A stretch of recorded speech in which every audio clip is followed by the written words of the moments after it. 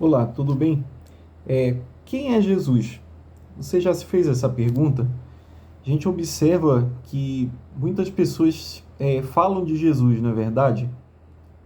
Alguns o tomam como um profeta, outros dizem que ele foi um grande líder, outros dizem que ele foi um grande operador de milagres e por aí vai. Você vai encontrar as mais diversas opiniões, né?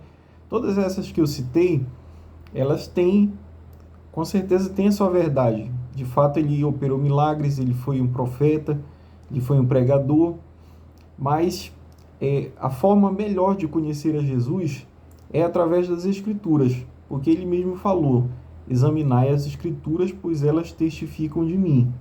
Então, eu separei aqui dois textos muito interessantes que nos apresentam não apenas uma informação intelectual acerca de Jesus, mas uma revelação espiritual. E no final a gente vai entender melhor isso.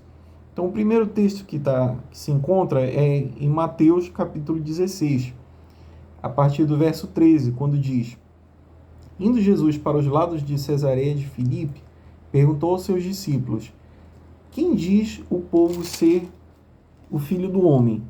E eles responderam: uns dizem João Batista, outros Elias e outros Jeremias, ou algum dos profetas. Mas vós, continuou ele, quem dizeis que eu sou? Note que até aí os discípulos falaram, Jesus perguntou, né, o que era que as pessoas diziam sobre eles. E eles responderam. Mas o que Jesus estava interessado mesmo era em saber o que os discípulos pensavam dele. Então, continuando, respondendo, Simão Pedro disse: Tu és o Cristo, o Filho do Deus vivo. Então, Jesus lhe afirmou: Bem-aventurado és, Simão Barjonas, porque não foi carne e sangue que te revelaram, mas meu Pai que está nos céus. Também eu te digo que tu és Pedro, e sobre esta pedra edificarei a minha igreja, e as portas do inferno não prevalecerão contra ela. Dar-te-ei as chaves do reino dos céus. O que ligares na terra será ligado nos céus, e o que desligares na terra terá sido desligado nos céus. Então vejam que interessante quando Jesus elogiou a palavra de Pedro. Ele disse: Bem-aventurado, porque não foi a carne e nem o sangue que lhe revelaram, mas foi o meu Pai que está nos céus, ou seja, o próprio Deus, né? Então, aqui a gente entende que o conhecimento acerca da pessoa de Cristo não se trata de um conhecimento meramente intelectual, porque você leu, você estudou, você pesquisou. Obviamente que todas essas coisas são válidas.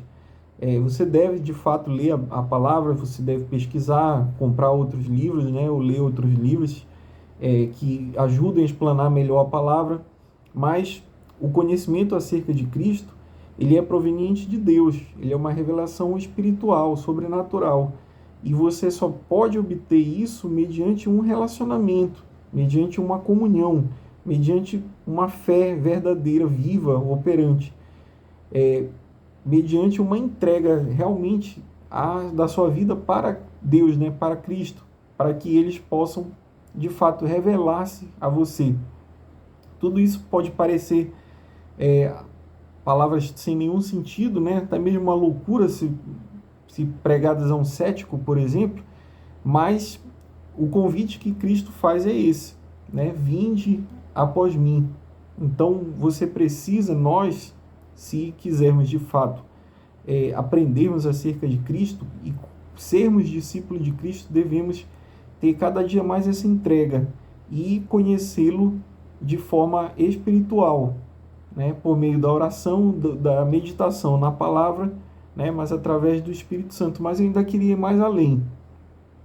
Aqui no Evangelho de João, por exemplo, na conversa com a samaritana, né, esse texto bastante conhecido, é um texto bastante longo também, mas eu gostaria de destacar aqui a partir do verso 39 do capítulo 4, onde diz assim: Muitos samaritanos daquela cidade creram nele, em virtude do testemunho da mulher, que anunciara. Ele me disse tudo quanto tenho feito.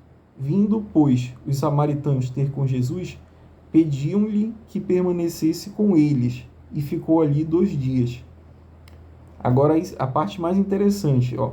Muitos outros creram nele, por causa da sua palavra, e diziam à mulher: já agora não é pelo que disseste que nós cremos, mas porque nós mesmos temos ouvido e sabemos que este é verdadeiramente o Salvador do mundo. Esse último texto aqui, pessoal, é extremamente poderoso, maravilhoso. Eu já preguei essa mensagem, inclusive, em algumas ocasiões. E é um texto que fala muito no meu coração. Por quê? Você percebe que os samaritanos, inicialmente, eles creram em Cristo por causa do testemunho da samaritana, da compatriota deles, né? Porque ela nos veio, anunciou, deu um testemunho acerca do encontro que ela teve com Cristo, daquilo que ele falou sobre a vida dela e tudo mais, falou a respeito dele também, e isso já bastou para que eles acreditassem nele. Porém, o mais interessante foi que eles mesmos tiveram uma experiência com Cristo.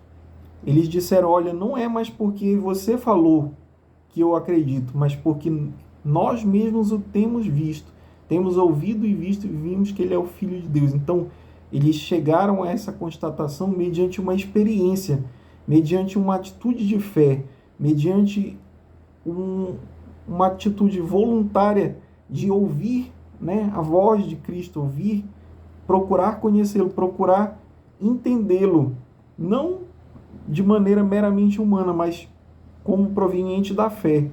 Então, eu encerro essa mensagem fazendo um convite a você, que porventura possa estar me ouvindo, para que você procure conhecer a Cristo através da palavra e não tenha mais a visão, não fique satisfeito, né, mas com o que as pessoas falam de Jesus.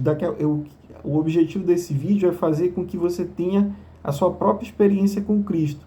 De repente você pode até estar dando crédito no que eu estou falando, mas o mais interessante vai ser quando você mesmo testificar. Não foi mais porque aquele rapaz falou naquele vídeo, mas porque eu mesmo agora tenho uma experiência com Cristo. Eu mesmo estou procurando conhecê-lo, me relacionar com ele, conhecendo através da palavra. Entendeu? Então fica aqui o meu convite para que você faça essa pergunta e o próprio Deus responda a você mediante um relacionamento, uma comunhão e uma experiência de fé. Tá certo? Que Deus lhe abençoe.